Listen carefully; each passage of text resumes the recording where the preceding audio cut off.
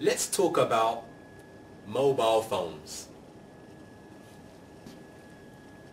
Mobile phone companies started initially advertising to the business sector.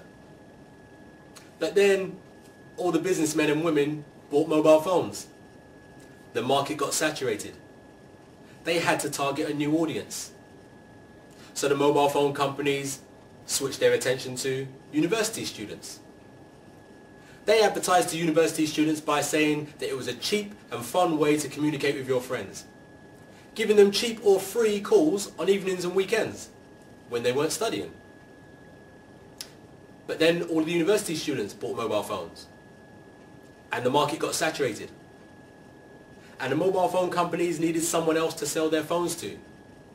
So they switched their attention to the school students and the college students. They advertised to them by saying you can download funky ringtones, you can have interchangeable covers, you can communicate with your friends all the time. And then the market got saturated and all the school and college students had mobile phones. The biggest target audience now for mobile phone companies is 7 to 11-year-olds. How do they advertise to them? They don't. They advertise to you, the parents.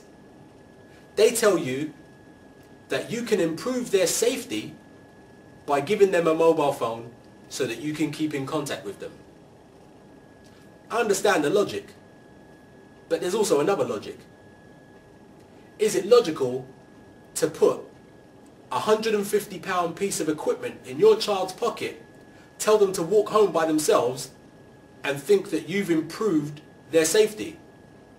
Do you know how many students are getting mugged and assaulted for their mobile phones now? The mobile phone companies don't care about your child's safety. They just need new people to sell their phones to. And that is your child. We need to think about this. I'm not saying that mobile phones are evil. Please, don't get me wrong. But as a parent, you need to be in control of who is in contact with your child. Think of the days when you were little in primary school. You're having a birthday party. Your mum and dad's trying to decide who's coming. Okay, Ade can come, Kwame can come, Kofi can come, Ola can come, James can come.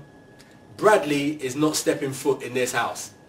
He's too rude. He doesn't say hello when he steps in here. He doesn't take off his shoes. He doesn't say goodbye when he's leaving. Bradley's not coming.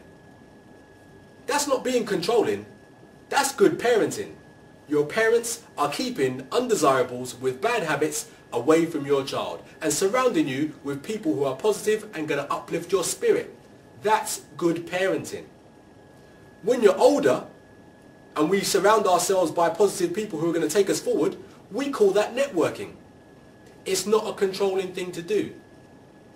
But when you give your child a mobile phone and give them complete freedom with the mobile phone, you're allowing them to create a whole network of people without your consent. And more dangerously, without your guidance. As a parent, every person that has interaction with your child should be known by you. Not only that, as a parent, you should also know those people's parents. But now, some of our children who have complete freedom with mobile phones have an entire network of people who we don't know who they are, we don't know how old they are, and we don't know what they do. That's bad parenting. And don't get me started on MSN. MSN, where someone who you don't know can talk to your child, where your child can't see their face and can't hear their voice, and say, let's hook up. And I say once more, Bad parenting, whether you want to hear it or not. Everybody who has an impact on your child's life should be known by you. Every child that has an impact on your child's life should be known by you.